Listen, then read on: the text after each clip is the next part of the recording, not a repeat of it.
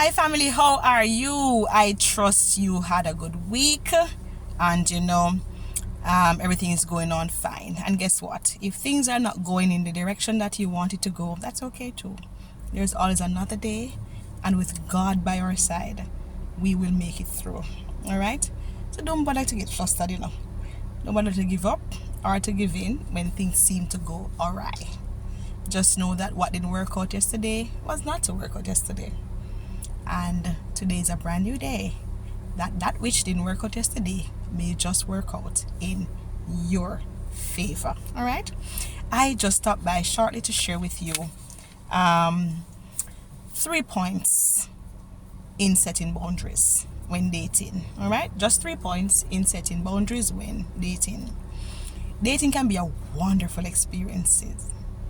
An experience where you get to know somebody gets to know you, all in that feeling of attraction, in that season of love. Maybe it's a season of lust, because sometimes we are not fully sure what the season is until we go through the season. Then we realize it was a lustful season, it was just a season of attraction, or if it was really a season that we were feeling love towards another human being of the opposite gender. All right. And so I want to stop by quickly to just share with you 3 points on boundary setting in dating. All right. Now, one of the boundary setting that we need to set while we're dating is to decide beforehand by ourselves, even before we meet the person that we plan to date with, where we will go and not go on dating. All right. The places where we will go and not go on dating.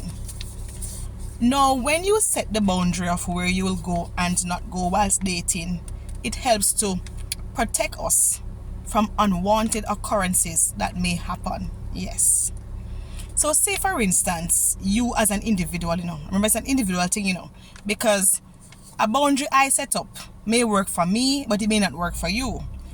Every one of us is different and unique in and of ourselves, as I always say.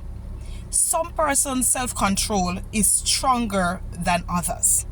So one person may feel safe to go to the beach, splish splash in water, in their bikini and in their trunks, up close and personal with their bodies.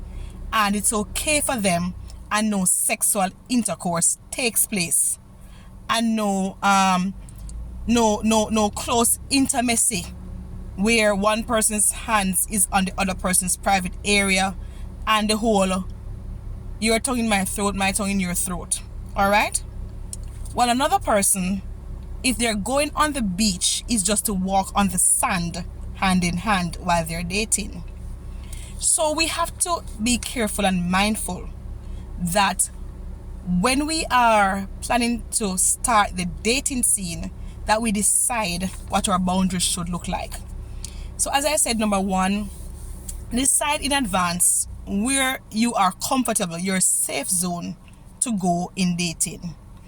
So if for you, going to a beach is not on your safe places, because for you know that your body carries a high sex drive or something to that regard, then you let the person know.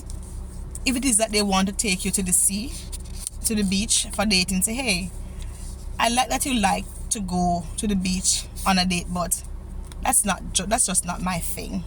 That's not where I'd like to be taken on a date, unless we're just going to be in the sun having a snack and there'll be no water involved. All right. So decide where is safe for you to go, where you feel comfortable, and where you feel like you can maintain your boundaries. Say for instance, to somebody's house. If you feel like going over his house or your house as a female, it's not safe because maybe you live alone, or when the person comes over, you're both in your room, nobody is there with you, and things may happen to cause you to end up in sexual intercourse that you don't really want to get there, as well as other deep petting stuff that people get engaged in. Then you'll realize that being in a house by yourself may not be the best thing for you. All right. So that could be another boundary line you draw as to where to go on a date. All right. Number 2, another boundary line you could draw is how long we spend on the date. All right. For some person, an hour is very good. Hour and a half, fine. Other persons may take longer times, a lot of hours on a date, and it all depends, because some persons can go out for the whole day and they're just out in public having fun, shopping, having some food and all that. That's different. All right, and that's okay. But if it's where you and somebody's gonna be in some little dark corner by yourself, for hours on ending, and you may cross boundary lines, locked up somewhere, I think the safe thing to do is just to minimize the time.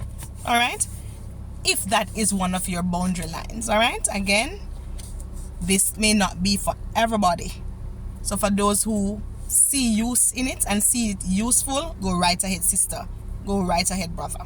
All right.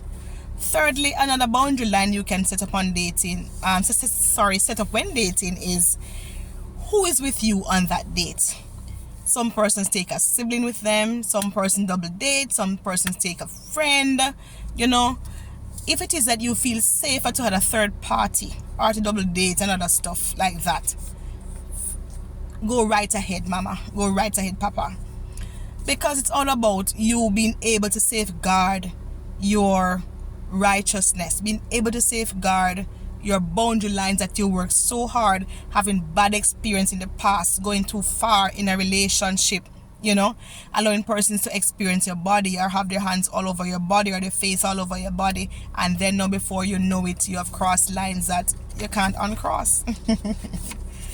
So be wise at this time when you are going on your next date. Set up your boundary lines. Keep your boundary lines. Again, think about where you're going on the date. Number 1. Number 2, how long you're spending on the date. And number 3, who will be with you on the date. All right? And when you put these things into place, explain to the other persons that these are your standards. If the person is not comfortable in going with you on the date with your boundaries that you have made up, well, guess what? Maybe that's not somebody you should be dating. Because what I know in dating, both parties must respect each other's boundaries.